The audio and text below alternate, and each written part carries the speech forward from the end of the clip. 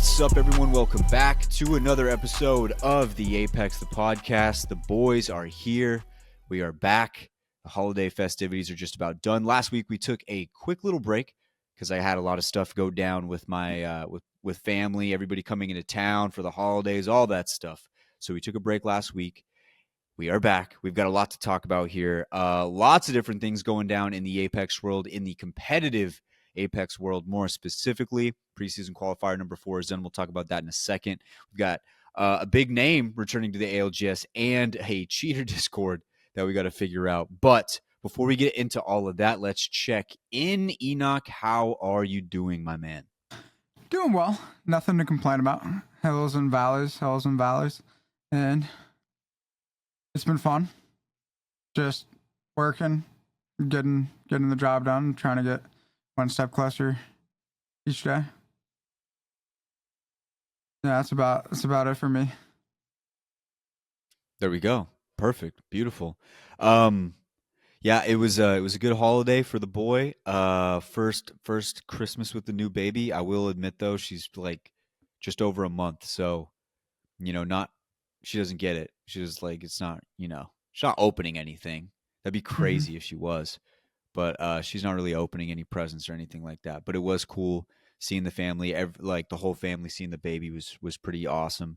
And I had some presents hit, which if you get somebody a really good present and it just hits and you can tell it hits, no better feeling than that. So I'm happy I had a present hit with the little one. So that was cool. But other than that, it's been pretty relaxed, pretty chill over the holiday season. Let's get into some of the announcements here because we've got a few. Kicking it off with We the People, our man We the People. He's still on the ranks grind. I believe he's still at number 3, but he raised, I think, with Snipe Down, I don't know if it was quite 30,000. So I'm just gonna say the last number I saw on Twitter, it was like $28,000 for the Salvation Army homeless shelter for the kids there to get some toys for Christmas. Insane amount of money to like, it's crazy how Twitch can come together, like a community like that can come together and help out a lot of people who are less fortunate. So shout out We the People for that. What a dog, what a legend. Some other stuff going into just some announcements around the boys. Enoch, you have a pretty big one that came from the clouds. I didn't even hear about this. I didn't even know this was happening. Well, I guess I kind of was there when you were forming it. I would say that you could have seen it coming. I thought so, obvious. But I didn't know how serious it was. I just figured it was like we'll see how it goes. But get into that announcement, bro, because it could be big. Yeah. So for this next round of Challenger Circuit, as at the moment, nothing has been like completely set in stone, but it's looking like it's projected that I will be competing with Sleepy Panda and Morbid. So that'll be really, really fun. I think that we'll be a squad that will like have a very strong chance to be the number 1 team in Challenger Circuit, even though it'll be our first time playing as a team. We'll see how things go. With that being said, I'm still not going to play like Friday sundown to Saturday sundown. So any competitions that we'll be playing in for those days, we will have a designated sub who we haven't quite locked in yet, but I have a decent amount of people who have reached out and said that they're interested. And so as a team, we'll go through and we'll figure out who we want to be having fill that slot. And so I never competed because it always involved playing Friday sundown to Saturday sundown. And so I just never attempted it because I was like, oh, it's just not going to work out. But then my mindset around just making the effort and the attempt to make it happen regardless of the extra difficulties. And so it'll be fun. It'll be a good story. And I'm going to do my best to document the process. And so we can have a nice little like Path to Pro League series. I think that'd be pretty fire. A good segment on the show. Cook up some YouTube stuff as well. And then we're going to talk about it a little bit later, but the tripods were just shy of qualifying for Pro League, literally by a point. And so as of now, it's looking like they will be playing in the Challenger circuit. I believe with some of the some of the pro team roster exchanges that have been taking place, there might be one more spot opening up, and so it's uncertain whether or not that ALGS will extend that to tripods or give it to oversleepers, who were like the fifth team, who were like next in line out of the PSQs. So we'll PLQs, one of the two, whatever you say. So as of now, tripods is looking like they're going to be in Challenger Circuit, and if that's true, that will put so much more attention and eyes on Challenger Circuit, and will actually have a significantly larger portion of people actually caring about it. And so, if they are in Challenger Circuit, I would say that this would be the absolute best time for me to be making a Challenger Circuit run, because if you can be the number one team over the pods, you're going to be getting some attention. That's for sure. That's damn right. That's damn right. And I think it's super unique too, because let's say, for instance, there are tournaments that take place, and there probably will be on Friday to sundown through Saturday to sundown.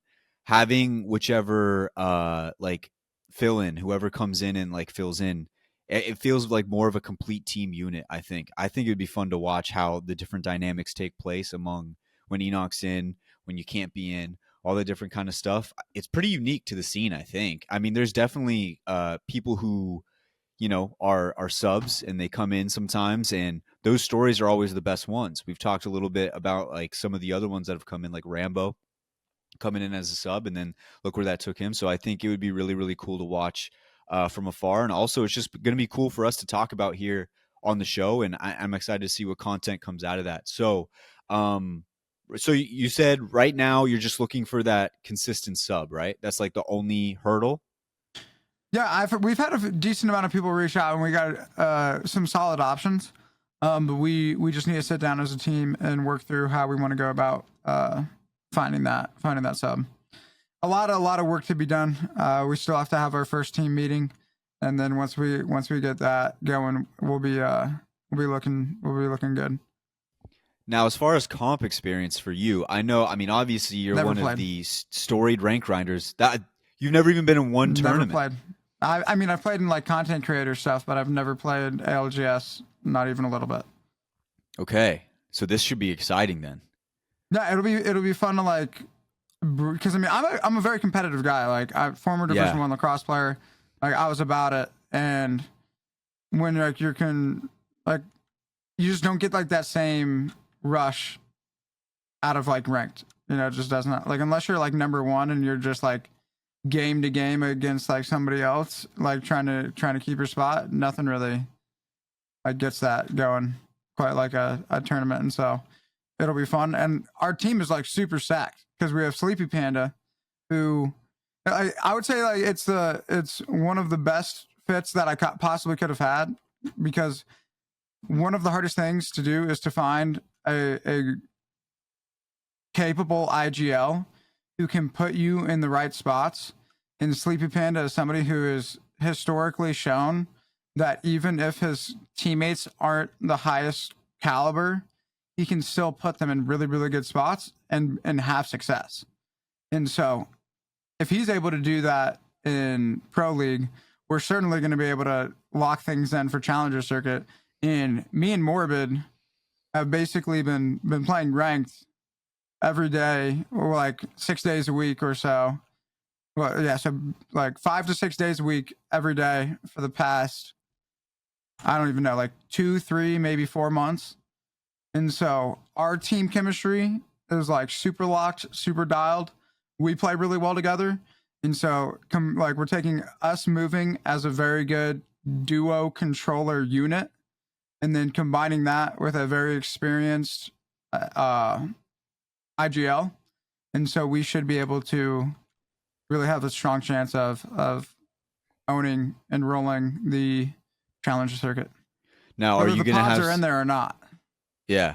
Are you going to have Sleepy Panda play M&K or controller? Because I know when he qualified, he was controller. Whatever he wants. But his decision. I'm not going to tell the man what to play. Okay. All right. I mean, you're basically playing with a guy. I mean, he did qualify for Pro League, and then chaos ensued. Yeah, 100%. I mean, he qualified for Pro League, not even playing the game. Yeah, yeah, and switching inputs And on the yeah, I mean, spot. he qualified for Pro League, not even playing the game and on controller. Yeah, if you didn't listen to Like, that interview, you can hear where Enoch first asked the question. I didn't know if that was the first time you asked. no, Was and that like the very I would. first time? This team would not even be a thing if we didn't interview Sleepy Panda. Okay, so that No, was because that it was was the literally first time. that interview Yeah, that I was like, oh yeah, I'm just yeah. gonna team with Sleepy Panda. Let's do this. Let's do it. Let's do it. Awesome. Well, that's great to hear, and I'm excited for it. Moving into more depressing competitive news, your boy played in the Apex Rising tournament, and if you watch the stream, you know, you know. But if you didn't, your boy didn't do too well. Your boy didn't do too well. It wasn't great performance from your boy.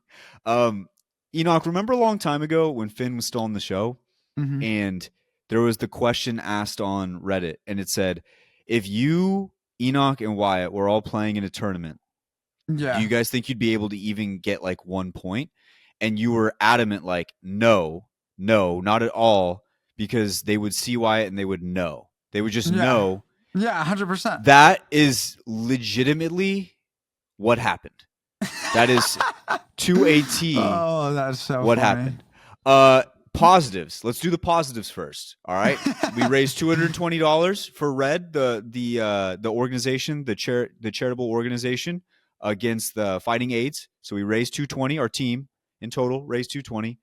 I got 1 kill, 2 knocks, and we got a third place finish. Okay. The bad news. Um, Rotating out of Geyser, I ran into the giant leaf.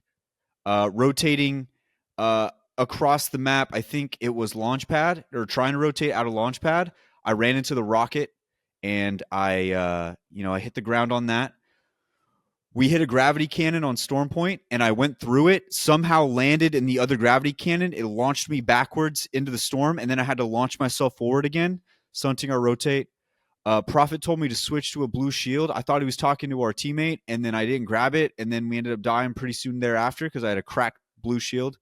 Uh, and I tried to finish a downed person with 3 squads left, and I just couldn't. I couldn't finish the down. Not a great performance for your boy. They knew instantly who I was. By the time we got to match 3 on Storm Point, we were getting pushed off of our drop, and yeah, they rushed my ass, and I feel really bad for my teammates.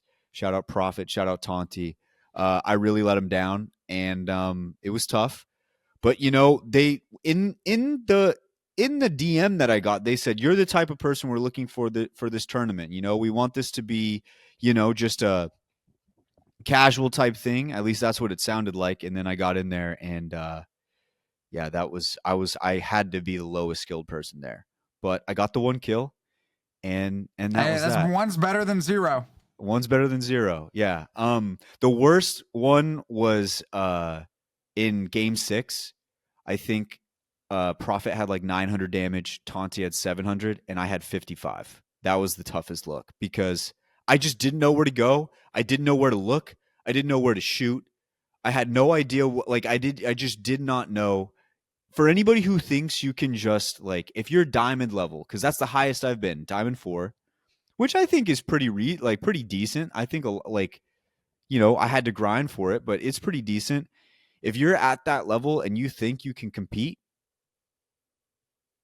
you can't. You can't. You can if you put in a lot of work, if you take the time, if you do all the steps we said to find good teammates and form a team, and like Enoch has said in the past, go into pubs and work on your 1v1s, work on your fights, all that you can eventually. But if that's where you're at right now, you can't. It's a different world up there. Every single second mattered. Every single second mattered. I could not, like, when I drop into a ranked game with my boys, it's like, okay, I'm gonna sit here, walk around, find something. Oh, this is cool. I'll use this gun this game. Go over to the crafter, maybe get myself a backpack. Oh, I got roasted for crafting a purple backpack. I guess you're not supposed to do that. I crafted it twice, 2 separate games, but they were like, "Why'd you craft that?" I didn't. I thought you want backpack space. Didn't realize I should probably be crafting like more useful things like batteries and med And yeah, kits, maybe like bats. maybe like ammo Mm-hmm. potentially. So I got roasted for that as well. I will make a video of all the shortcomings of that tournament. I also had just a 2 hour just depression session right after the tournament was over because I was so upset that I felt so bad that I let the guys down, and I dude, it was bad. But yeah, every second matters. Legitimately, every second matters. Every second on rotate matters. I have gained a newfound respect for all of these people in those positions because not all of those guys were even pros. Like, there's obviously me in there. There were some other like just content creators who don't play all the time, just kind of play for fun. Um, a lot of newfound respect for that. But shout out to the Apex Rising tournament. Shout out to John, who's been on the show Fallout, for starting that whole thing. It was very cool, very awesome experience for me, and it went to a good cause. So shout out to Apex Rising. We really appreciate it, ladies and gents. That should just about do it for all of our announcements. We're going to hit a quick ad, and on the other side, we're going to get into some of the news going on around the competitive Apex scene. Let's hit a quick ad, and we'll see you guys on the other side. Ladies and gentlemen, we are finally through with preseason. It is over. We are ready to move on into Pro League. We still got some time before we get into the actual days of Pro League, but preseason is over and we have our final winner and we have our team set moving forward from preseason, and we will get to that in just a second. But first, let's congratulate the winner of preseason qualifier number 4, Team Temper. That is Adavant, Cloaked, and Call Spades. They are moving on into Pro League, and they got in by 1 point. It was a wild that one. Out of all the preseason qualifiers, they all had their own storylines. They were all interesting, but that one was crazy because right behind them was the Tripods. Tripods didn't start the tournament out great, and they had a massive game 5 and a very big game 6 as well. And there was a clip running around Twitter where Nick was trying to finish it down. He couldn't get the finish, and that 1 point ended up being the difference. So Temper gets in, just all the way. It was crazy. We're going to get into some of the other storylines surrounding this because there was some drama as well. But let's first congratulate Temper. Enoch, I know you. I know you have a little bit of a personal connection with this team. Kind of talk about their run and what they're going to do. What you think they're going to do heading into Pro League. Yeah, it'll be interesting to see. This is a team that I know the boy Addy, the most annoying Mirage main, no doubt, and he showed that in this tournament that he's much more than that as he IGL'd his team's way to uh, their pro league placement, and so it's going to be fun to watch. It'll be interesting to see how they do up against these pro league teams. Dude, they were just running around that last game trying to get as much KP as they possibly could.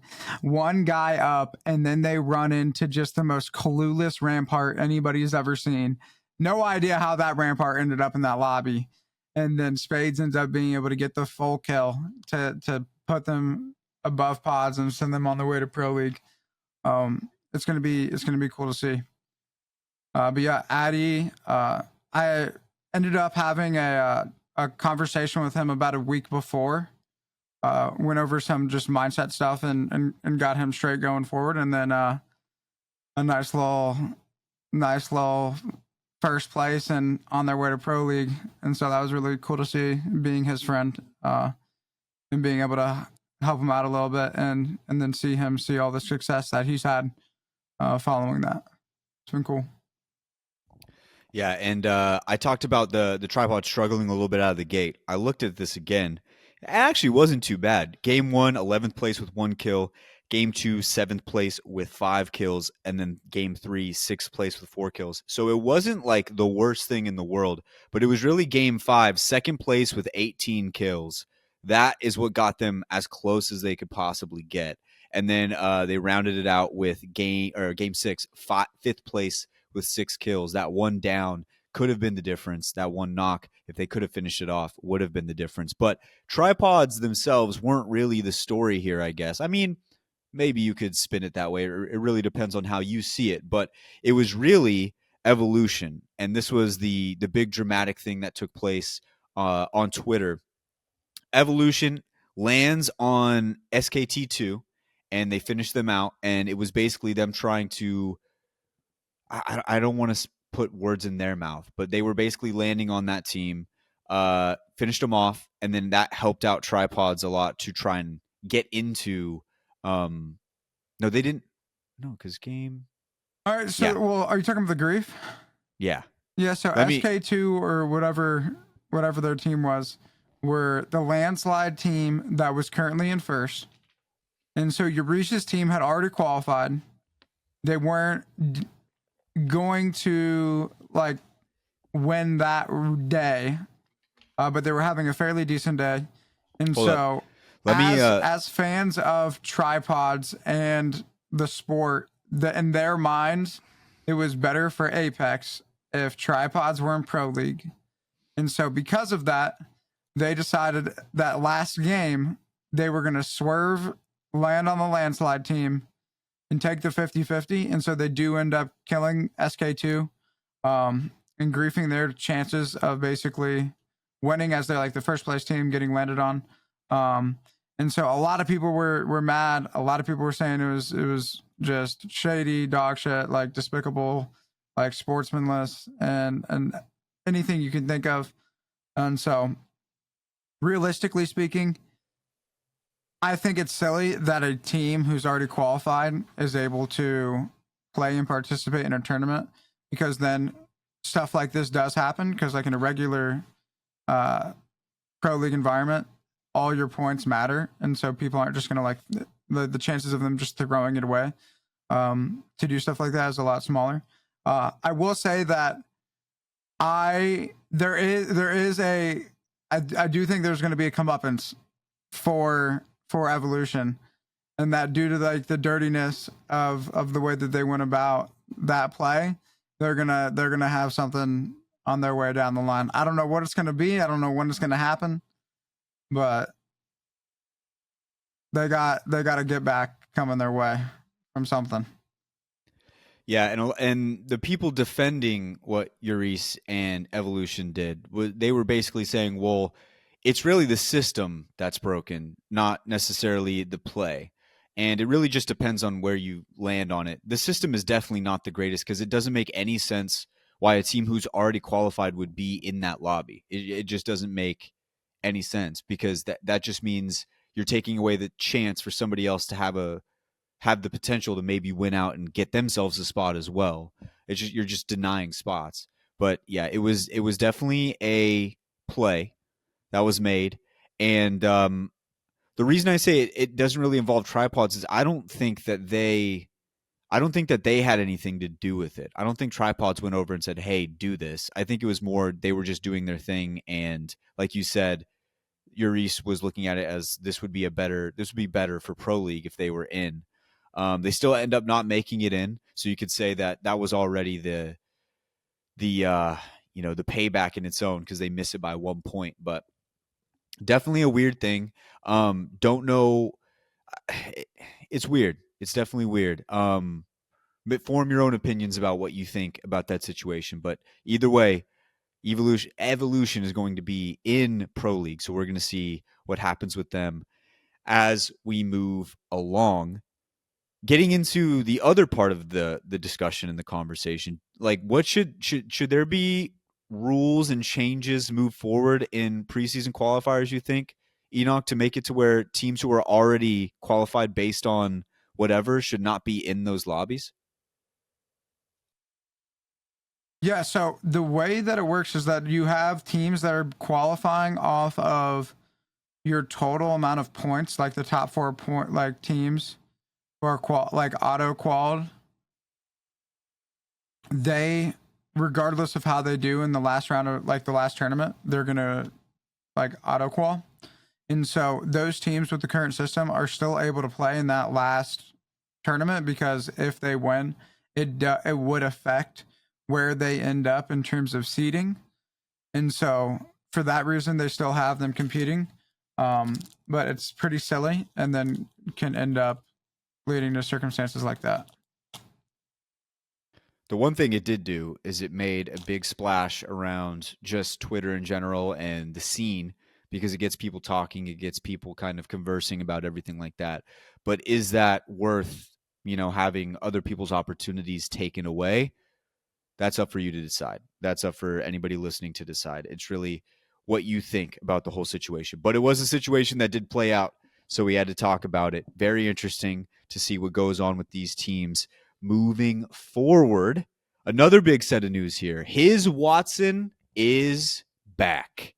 He is back. The very first interview ever on this podcast. He is back. And not only is he back, but he is back with the probably the best story from that interview, which was Keon, who famously helped him out by having him move in with him and was having they were kind of just on the rank grind together, and from that Watson was able to continue to build his career and is in a much better place now. So they are teaming up with Madness, who all of them will be signed now to Furia. Interesting move all the way around. How are you feeling about his Watson making it back? Because I know you guys have a little bit of a connection. What's it like to see the man, the myth, the legend back in ALGS? Yeah, dude, I definitely think that's going to be fun. Funny enough, a little side story about that is a little bit before it got announced, I was thinking about having like the team to make a run for the last PLQ week and just signing up and just being like, oh, we either have to like if we just win it, we just win it and then we go. Um, I was I was a day late in terms of like actually getting the team around and registered, so we weren't able to make it happen. But I had if I had actually done that like a day before, I would have had Watson said he would have been down to do the Challenger Circuit run because he just wanted. Well, I mean, like the PLQ because he was thinking about just doing it for fun, and then he was gonna like leave the team, and so we were gonna have him like be our IGL, and then we'd just have him play week one, and then have Sleepy Pandas swap. Um, but literally, I was like, "Yo, would you be down?" He's like, "If you had asked me a day earlier, would have been down." But that was like the day that all of the Furia stuff happened, and so like all of that really just happened a lot faster than I think most people realize. Like that team, like the decision. I believe what happened was Zara and Panders had made a decision that they wanted to drop Alb. And so then they told Furia, and so then Furia was just like, okay, we're just gonna do just like a fresh start in a new team. And then one thing led to another, and then they were like, oh, let's just take Madness Keon, put him with Watson, and then you gotta it's a fire story. It is an absolute fire story for ALGS and see like these two best friends and see what they're able to do. It'll be cool to see. I would say that I'm very confident that this is a Furia roster that you will see make land. They've been incredibly consistent, one of the best teams in scrims when they were playing. Um, oh, I'm hard trolling. When they were playing with Vaxlon, they were doing incredibly well, and so I think they'll continue that same level of success with Watson.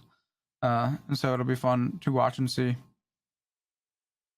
How well overall do you think they do with the rest of the teams who are out there? I know you say they're making I land. would Do say you see I would them say as like that A yeah, tier, top S 10. tier, top 10? Top 10. I would say that. I mean, I think it'd be too early to call them S tier, right? Because they haven't played too much together, especially like as a full team. Uh, but I do think I would say that they're going to be top 10 in The a pro league. interesting part of this whole thing for me is the Madness decision because we've never talked to Madness. It just there's been a lot of, and I don't even know if it's necessarily on him or anything like that. It just seems like a lot of times the teams around Madness somehow like kind of dissolve. So I'm interested to see how the dynamic plays out in the long run. And I mean, I'm rooting for all three of them. I would like to see like them all, like, go through this successfully. I just worry a little bit about longevity. and I mean, this is already this esport and just esports in general. There's not a whole lot of longevity to talk about in the first place, but I do worry about that a little bit. I kind of want to see where that goes. We should have Madness on. I do want to talk to him at some point, but yeah, I'm excited to see what happens, and it wasn't expected at all. I did that was the last thing I expected, but it's very nice to have him back in ALGS, and I can't wait to see what happens. Another story, it's a massive story. I just haven't really made it as big in my mind just because it hasn't been announced officially yet. But as far as Sweet goes, a little bit of stuff going on with Sweet here. It looks like he's going to be joining Stallions with Slayer and Funk, and we'll see what happens with that roster moving forward. I'm pretty sure it's set in stone. There just hasn't been an announcement yet, which is the only reason we haven't talked about it a little bit more. But they should be joining up together here pretty soon. So expect an announcement from Sweet. Do you have anything on Sweet with Stallion? I'm sorry. Do you have anything on Sweet with Slayer and Funk? Yeah, so this is a team that I believe like kind of came out of nowhere. I think there was a bunch of things going on with whether like what Sweet was going to do, who he was going to play with, whether or not Nathan was going to stay or not. And then he ended up making the decision to move with Slayers and Funk. And so I believe it was because Nathan had decided that he didn't want to play, and Sweet did. And so then he made that decision. But I'll be honest, I don't know. Don't know him like that. Haven't talked to him about it. Could be completely off. Yeah, so as far as Slayers and Funk, those are two incredibly talented controller players, some of the best, and they do play really well together. Slayer and Sweet, I know, are friends. They vibe very well together, and I think they'll be a really strong team moving forward. And I think they'll avoid some of the like personality clashes that Sweet apparently was experiencing with Guild, about how like Guild wasn't able to react positively to Sweet's IGL style. I don't think that that'll be an issue for Slayers and Funk. Um, and it could be a really, really, really dangerous team. Because if Sweet can put those players in the right position, this will be the first time that we get to see Sweet playing with two controller players. And so we'll be able to see how much of a difference that makes in terms of their ability as a team to walk away with that W. Because I mean, Sweet's been known as one of the best IGLs in the world, even despite him not seeing the success at lands that people would typically expect from somebody who's like one of the best IGLs in the world. And so we'll see if he'll be able to walk away with that land championship with this new roster. So if you go right now to the Liquipedia page on Apex Legends Global Series 2024 Split 1 Pro League, you can see every single team that is going to be competing in this thing. And if you hover over, you can see all the players who are on said team.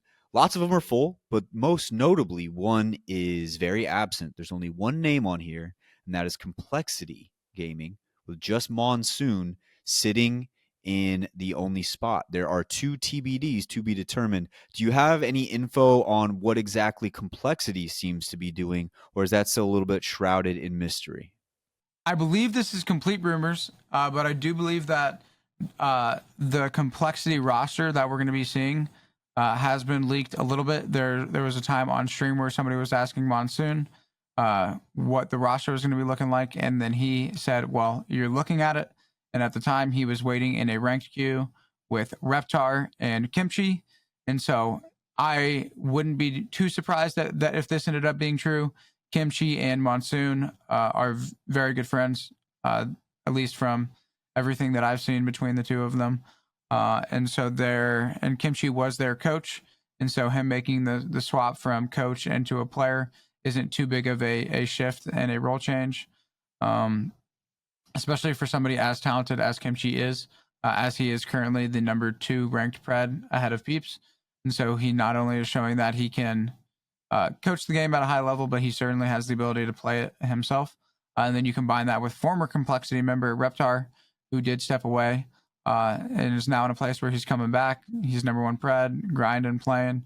I do think that it's a roster that has potential to do really well, as we've seen Reptar and Monsoon were on that complexity squad that at one point was like non-debatable, like best fighting team in North America. And so we'll see if this new version of complexity can get back to the prowess and the like levels of respect that they once had.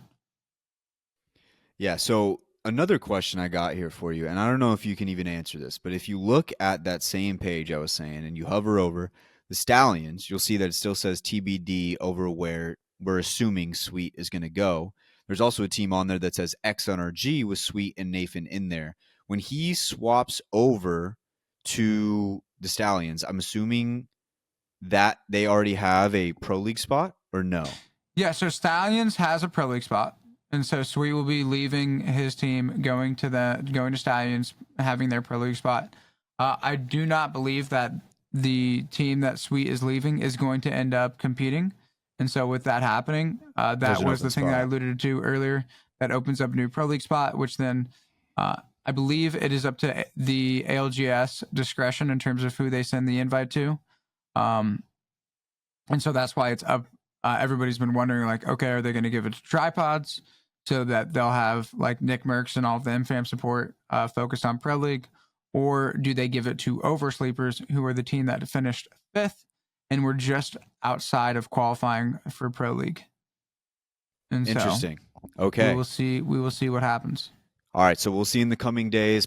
Maybe by the time you've listened to this show, it will already have been decided who's going to be taking over that spot. But like I said, you guys can go check out the rosters, see all the teams in there who's going to be competing in NA, and you can do that for all the regions as well. But that should just about do it for Sweet and his team. One final tiny bit of news: we've got a cheater Discord going around. We've got some. You've got some cheaters out there. Well, maybe we don't actually know. It could have just been a tweet to get some clout. I don't know what you think, Enoch, but there was a cheater Discord that was released. It came from a Twitter user. His name was Adayums, I think, at Adayums, Yeah, Adams sounds like that. ADAYUMZ. Leaked out a cheater Discord. Number one, my first question: how'd you get in there? That's just my first question. And then he tweeted something along the lines of, okay, I don't have the time and energy for this. This is all I know. If I had discovered a cheating ring in a video game that I play and I like had the info, I don't know if I would just say I ran out of time or energy. I think I would still try to figure out who's doing it so we can get those people out. That's just my thing. That's just my thing. Maybe he's super, super busy, can't handle it. That's fine. Okay. But I would say if I discovered a cheating ring, I would probably continue over and over to figure out who those people were so we could get them out of the scene, out of the game, and bring it back to like a more honest place. I don't know if we'll ever get to 100% honesty because it's gaming, cheating everywhere. That's just my own thing. That was the only thing I thought was a little bit weird about it. What'd you think about the cheating Discord, Enoch?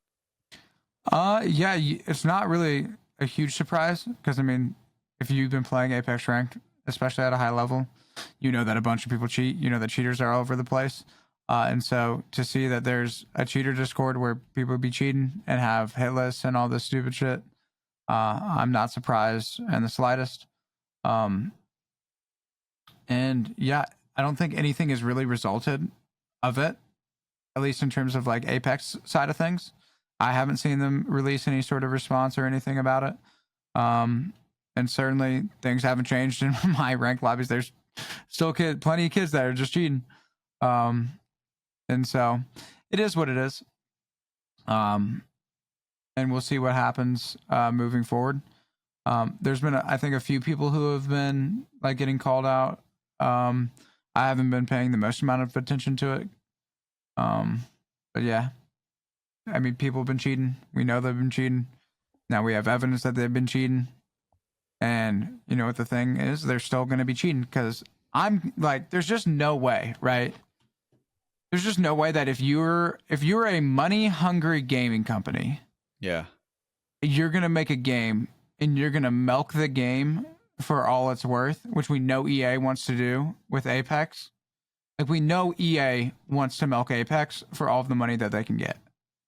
I am confident that the cheating market brings in more money than you or me would even want to like possibly think about how much money they're making. There is just no doubt in my mind that somehow, some way, EA has their hands in the cheater pot, and they're Oh yeah. getting their share because there's just no way that they're going to allow this entire cheater economy exist and not get their share. Yeah. And so I don't think we'll ever really see a like fix for cheaters because I believe that like the gaming companies are benefiting from it themselves. Yeah, and it so like I think we talked about this on an interview before where we were like I forgot which guest we had on. I think it might have been Tech, maybe. I don't remember, but we were talking about this exact thing where it's like it won't change unless they find another way to make that same exact amount of money and or more. And I was thinking about it, and I feel like the only way that a free to play game, which Apex is, would ever do something like this is if they went off of the free to play platform and they said, and the reason why they were now charging for the game, that it was to pay for a better anti cheat, which we already know they've made billions off this game. They could easily do it if they wanted to, but it wouldn't make dollars and cents for them. So that's the only way I could see it happening. They're not going to do it. And yeah, there's probably definitely like a situation where they're kind of like lurking in the shadows, collecting a little bit of money in their own way, which is that's just a whole. I don't even know if it's. Can you even say that's conspiracy? I would say Like what it I just said has was to be. I would say it's a conspiracy for sure, but I mean I mean It has to it like makes so much like it makes too much sense for it to not be true. exactly because why would they? Because if you knew it was taking money from you, then it seems like you would be Well, working to try and stop I'm it. sure that to some extent it is taking money because it makes the game experience worse, which I'm sure like can lead to like a decline in player base. But I guarantee you that the money that they're making off the cheats is just way more than the amount that they're losing. Okay. Okay. Well, there we go. This was the part of the tweet that I was referring to when I first introduced this. This is once again at ADAYUMZ. He says, as promised, here is direct evidence of a cheater cord. Unfortunately, I got stonewalled when I tried to go deeper and obtain more evidence. This is the part that weirded me out. I also don't have the time or energy to pursue this anymore. So I'm just posting everything that was sent to me and some of the conversations that led to said information.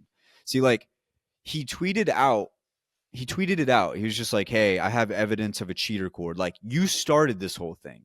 It's not like it was just kind of brought about and somebody was like, "Hey man, you have that info. You should send it out. Like that'd be really cool." And you're like, "Oh, I guess so. I don't really have the time for it right now, but I'll send what I have." Like you started it. Like you started the whole thing. And then in the same tweet that you dropped it, you also said you don't have the time or energy anymore to talk about it and you're just going to stop now. So, I mean, he didn't, to be honest, he didn't really stop. He kept tweeting. So it's just weird to me that you would do that. It just struck me weird. There's actually one cheater in there who is so funny. And I just keep going back to his page. I low key want to follow him. His name is Panic at Panic Apex. And this dude, Okay, like, so that guy, dude, I dude, know that. No, no, no. I will say, their morbid is so confident that Panic is not cheating, really? even though there are two. I've seen at least just two Dude, really just very. sus clips where it's like, oh, is he just baiting, or it's like, come on, like.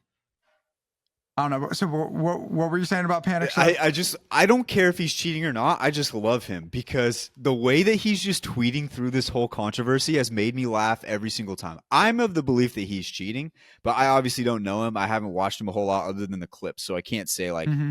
everything. But it's just every tweet he puts out, it just makes me laugh because he's just like tweeting through all of it, and I actually respect it. Like it's getting to the point where I'm like I actually kind of think it's funny because he just keeps going and going and going. And it's like I said, I just want to follow him and just follow like his tweets, because even if he is cheating, like obviously you shouldn't cheat, but it is funny the way he's just tweeting through all of it. Like, and people just hate on him so much. He tweeted, so he gets accused of cheating. Some videos come out that are pretty damning evidence. Then another video comes out, pretty damning evidence, and then he's tweeting through it, and then he gets an heirloom, and he tweets about the heirloom like, "Yes, got one," and like people are just like frying him in every comment section, and he just doesn't care, and it's just the funniest thing to watch. Like I don't know why, I just like it's I like Panic makes me laugh. I can at least respect the fact that he's making me laugh. Like I don't know why, but he's funny to me. I don't know if you've seen any of his replies too. He's A+ replier. Like he just comes at them every time. I think somebody was like, "How can you?" Somebody was like along the lines of, "How can you tell me this is not cheating or something?" And he's like, "Dude, I'm just good." Like that was his whole reply. I was like, "All right, whatever, cool." Shout out Panic. Shout out Panic Apex. He's been the funniest person to follow along with in this whole cheater Discord situation. Okay, well, ladies and gents, that should just about do it for the news section. We are going to hit a quick ad, and then on the other side, we have two quick discussions that came from tweets from the pros around the ALGS NA side. And then we're going to round it out with the heart to heart and send you guys on the rest of your week. Let's hit a quick ad, and let's get it. Okay, here we go. 3, 2, 1. Actually, hold on. Let me find this tweet real quick. It came from Hal, but I think somebody else tweeted it. Okay.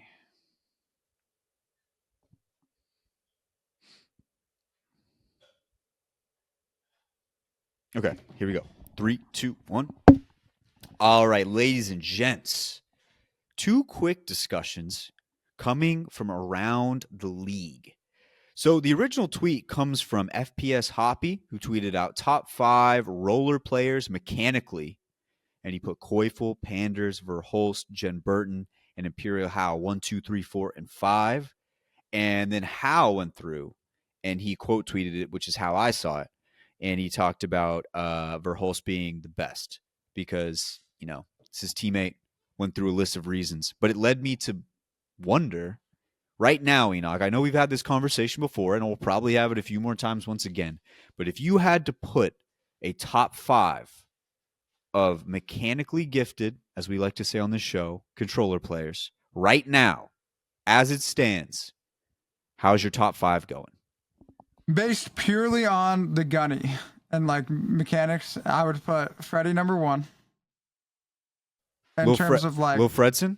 yeah, Freddie is number 1 mechanics, and because like, I would say that the only person I can think who has a better like gunny and like shooting ability than Fred would be Koifel.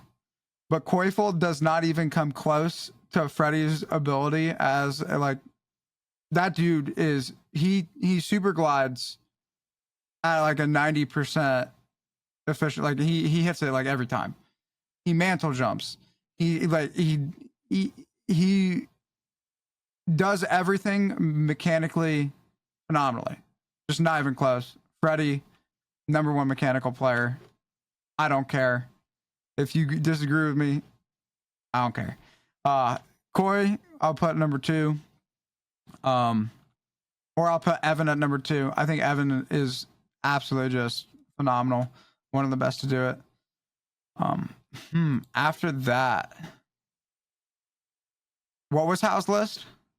So Hal didn't actually make a list. Or what was the OG list? The OG list came from Hoppy, and Hoppy said Koifel, Panders, Verhulst, Jen Burton, Imperial Hal. 1, 2, 3, 4, and 5.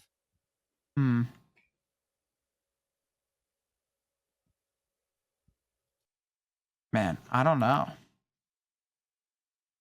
I'm trying to figure out who I would put there. Because I've listed like 3.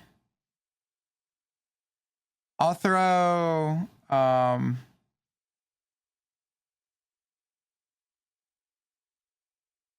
Effect in there, and then as well as Zane. Okay. There it is. There you have it. So it was Lil Fredson, Hmm. the Phenom. And Yeah, you and then had I'll put Evan as number two, then Koifel. Goyful, and then Effect Zen. There we go. 1, 2, 3, 4, and 5. You heard it here first, ladies and gents. But I mean, I'm only really, like, and that's just like just mechanics. I Just mean, Freddy's mechanics. just number one. It's just not close. I did see a video of him. Like I don't know where I saw it. I don't know if it was on TikTok or I saw a video of him somewhere, and he has like the hand cam. His hands move at a rate that are incredible. I don't think I've ever at any point in my life been able to do that ever. Like he is just insane. He is insane. And like you said, the super glides, he hits them almost every single time. Like every single time. And then I didn't even know you could do this on controller. Is that what you were saying? Mantle jump where he's on a ledge and he launches Yep. himself. I didn't Yep. even know you could do that. Nah, he's nasty. He's actually just nasty.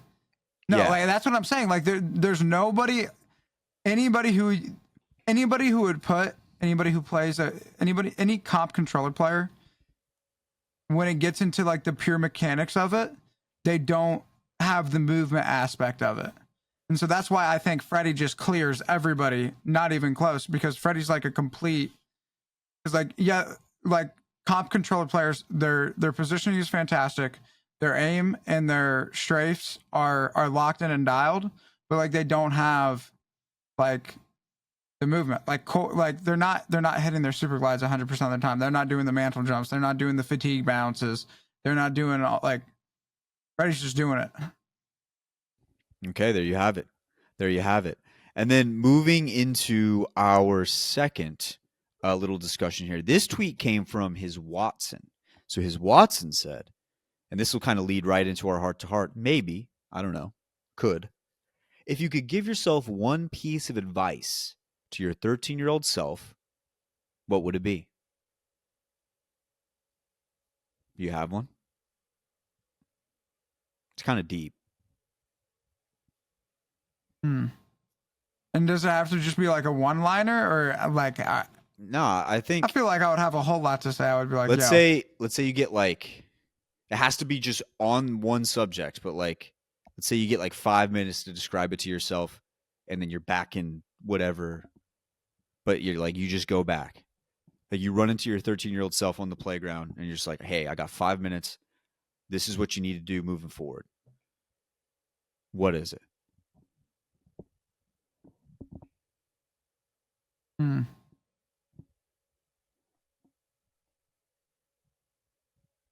In that 5 minutes, I would do as best as I could to break down the importance of understanding, of having a proper understanding of the Torah, which is like the first five books of the Bible, Messiah, and your mind. And I would, as myself, I would break that down for 13-year-old me, and I would set myself up very close to the trajectory I'm on right now. But like, 13-year-old me, if I knew all that, if I knew everything I knew now at 13 years old, it would just not even be fair. I mean, I feel like it's not even fair with all the stuff that I know now, being 20, like being 26. I Mm-hmm. feel like it's not fair. Yeah, I feel like if I had the 5 minutes and I walked up to myself and was like, "This is what you need to do," knowing my 13-year-old self, he still would be like, "Whatever, I'm not listening to him." I know myself too well. But if I did listen, I would just say, "Stop being so scared of everything." Like it took me till I was almost like 24 to be like, "Hey, you love to talk and like you're interested in all this broadcasting stuff. Maybe you should like do that earlier." And I always just told myself like, nah, that's scary. Don't do it. Until like I was actually faced with the fact like, hey, you either do this or you could go back to school and do what you really wanted. So I think I would tell myself to not be so scared of every damn thing. And not even just like career path wise, just like in general, like I was always just like scared of everything. And I would just be like, hey, don't be so scared of every single thing. It's okay. Like it doesn't even really matter at the end of the day. These people who are here at the school, they don't matter. Like they're not going to matter in like 5 years. Hell, even like 2 years. So I think I would tell myself to not be so scared of every damn thing. What would you tell yourself if you were 13 years old? If you could go back in time, if you guys want to tell us what you would think, if you would give yourself any sort of advice. Maybe it's not like advice as far as like deep, but maybe it's more of like, hey, don't go to this place at this time. I don't know, like a situational thing. We'd love to hear it. And the best place to do it is the Apex, the podcast Discord. You can find it in the link down below. Click the link. You can join, say what's up, find some teammates, create a rank squad, go through Challenger Circuit, win that, get into a big tournament, go into preseason qualifiers for year 5, win that, get in there. All of a sudden, you're in Pro League. You're squaring off with the best of the best. You make it to LAN. You get to LAN. You meet the love of your life. You get married at the LAN. Then you go into the LAN. You win it. You win millions of dollars. Then you come on this podcast. You started in the Discord. Now you're on the show, all from joining the Discord. That could happen. There's a possibility that could happen. Maybe. But you got to join the Discord first. So join. So we'll see you in the Discord. Yeah, so we'll see you in there. Ladies and gents, let's send it on down to the heart to heart and send you on the rest of your week. Let's get it.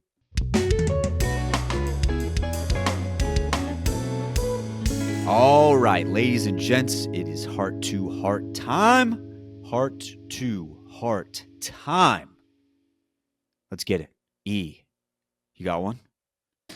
Yeah, I'll go first for Okay. a change. I'll Do just rip it because I'm just gonna say the same thing I always say, like 100%, because it's just where I'm at right now. And it's just where my headspace is.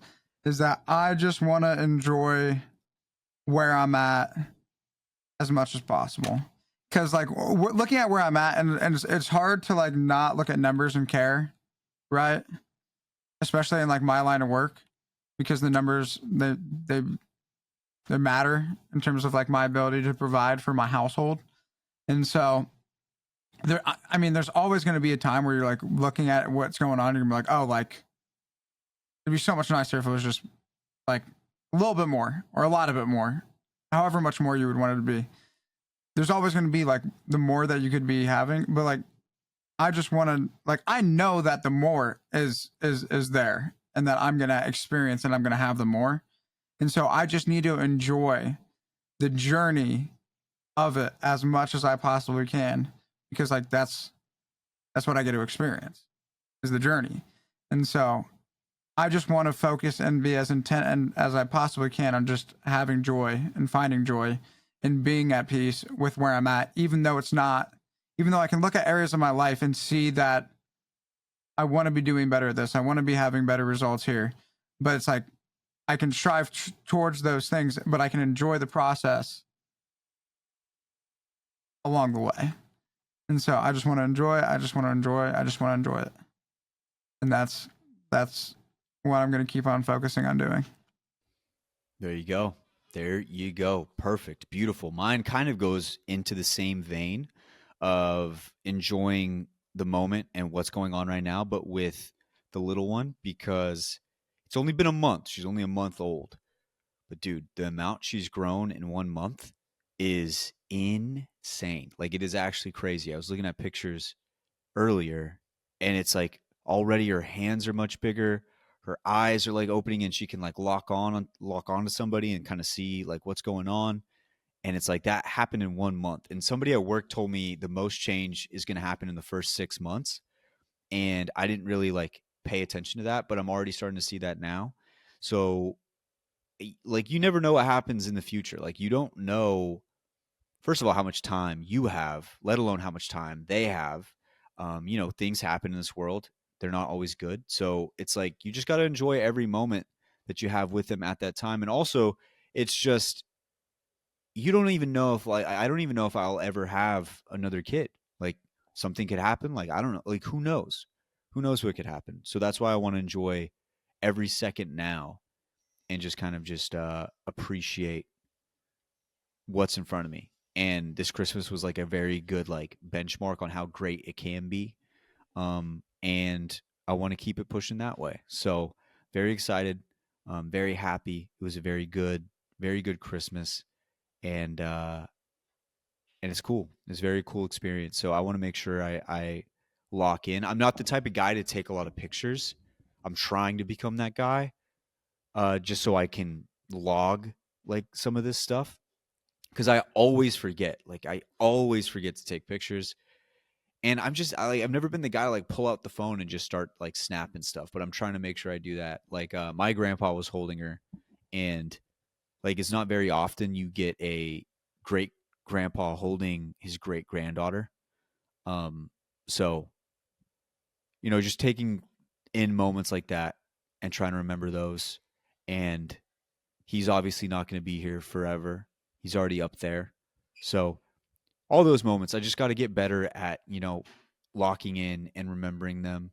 This damn phone gets in the way sometimes too, even though it's useful to take pictures. Like sometimes you realize you're on it and you're like, what am I even doing? Like this is like a moment. So that's along the same vein as yours, just taking it all in, making sure I take it for what it is and remember what exactly is happening right in front of me instead of just zoning into however many years from now and all that different kind of stuff.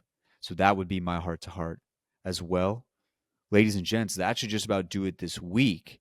Thank you guys for tuning in as always. Next week, we have some special things lined up. So we're going to see if we can execute those. You never know what can happen in the matter of a week. We've seen that happen on this podcast 1,000 times, but we should have something nice and special for you guys next week.